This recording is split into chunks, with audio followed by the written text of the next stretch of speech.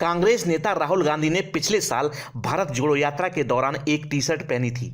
उस T shirt को लेकर खूब विवाद हुआ। दावा किया गया कि यह बर्बेरी की टी शर्ट है, उसकी कीमत 41,000 से ज़्यादा है और राहुल गांधी ने इतनी महंगी टी शर्ट पहनी है तो वो अपने आय का स्रोत बताएं। कुल मिलाकर इस विवाद की जड़ में था एक ब्रांड नाम बर्बेरी। एक खास तरह का चारखानेदार पैटर्न इस ब्रांड की पहचान है। 1856 में इंग्लैंड से शुरू हुआ यह ब्रांड 150 सालों में लग्जरी और स्टाइल की पहचान है। हाल ही में कंपनी ने इंग्लैंड और अमेरिका में अपने कस्टमर्स के लिए ब्रांड के कपड़े रीसेल करने की सुविधा दी है, इसे लेकर चर्चा में है। नमस्कार दोस्तों, मैं हूं अरुण, आपका स्वागत है हमारे चैनल सफलता की राह में एक बार फिर।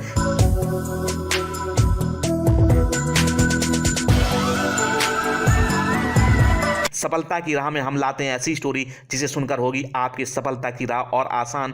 आज की सफलता की राह में कहानी बर्बेरी की, तो देर किस बात की, कीजिए हमारे चैनल को लाइक और सब्सक्राइब और जानिए ब्रिटिश फैशन की पहचान बर्बेरी की कहानी को।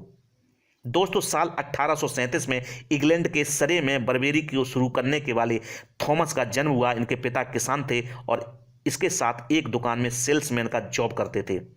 स्कूल की पढ़ाई पूरी करने के बाद थॉमस भी एक लोकल दुकान में काम करने लगे। इस दुकान में उन्होंने कुल 7 साल काम किया। कपड़ों को लेकर जो बारीकियां उनके अंदर पनपी उसकी शुरुआत यहीं से हुई। इसी नौकरी के दौरान उन्हें खुद का कपड़ों का बिजनेस शुरू करने का आइडिया आया।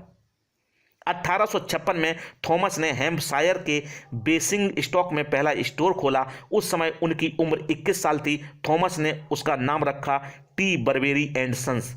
इस ब्रांड के कपड़े लोकल लोगों से इंस्पायर थे, इसलिए इस ब्रांड के कपड़ों को ब्रिटिश मौसम के हिसाब से तैयार किया गया था। थॉमस का स्टोर चल पड़ा।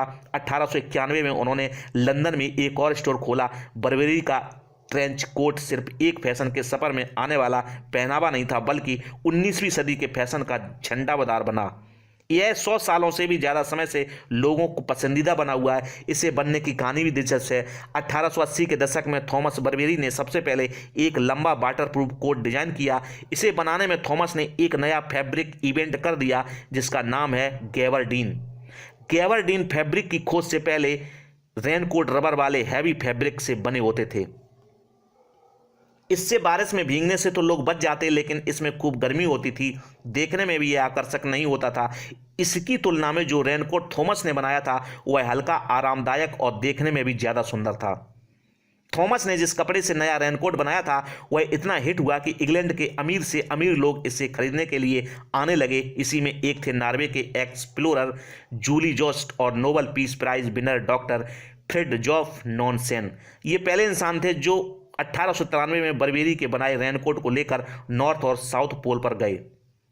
दोस्तों, आज का फैशन स्टेटमेंट ट्रेंच कोट के बनने की कहानी पहले विश्व युद्ध से जुड़ी है। दरअसल पहले विश्व युद्ध में फ्रेंच और ब्रिटिश सैनिकों के लिए कोट जो स्पेशल कोट बना था उसे ही ट्रेंच कोट कहते हैं।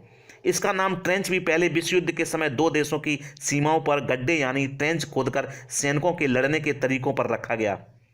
पहले विश्व युद्ध के समय ब्रिटिश सैनिकों के लिए आउटफिट बनाने का काम बर्बेरी को दिया गया।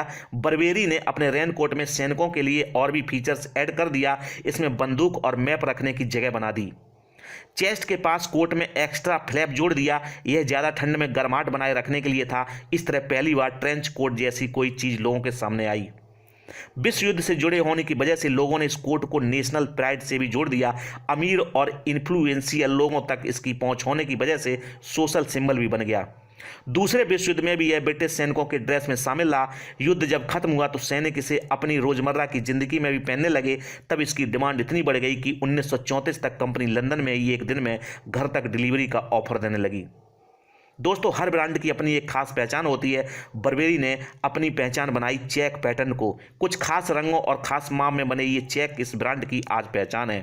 करीब 100 सालों से जब इस पैटर्न पहचान हो तो सवाल उठता है कि यह आया कहाँ से। तो जवाब है स्कॉटलैंड में स्थानीय लड़ाकों की ड्रेस से। थॉमस बर्बेरी को इनके कपड़ों से ही इन चेक्स का आइडिया आया। 1920 के दशक में थॉमस ने सबसे पहले बर्बेरी के कपड़ों में इसे इस्तेमाल किया। भूरा, काला, लाल और सफ़ेद रंग से बने इस पैटर्न को 1924 में कंपनी ने अपने ट्रेडमार्क के रूप में रजिस्टर करा लिया। बाद में कंपनी ने अपने ट्रेंच कोट में भी इसका इस्तेमाल शुरू कर दिया। आज आपने जाना बर्बेरी के बारे में। अब हम विदा लेते फिर हाजिर होंगे एक नई स्टोरी के साथ। आप क्या सोचते हो आज की स्टोरी के बारे में कमेंट बॉक्स में कमेंट करके जरूर बताएं। और अगर मेरे द्वारा दी गई स्टोरी आपको अच्छी लगती है तो मेरे चैनल को लाइक शेयर और सब्सक्राइब करना ना भूलें। धन्यवाद।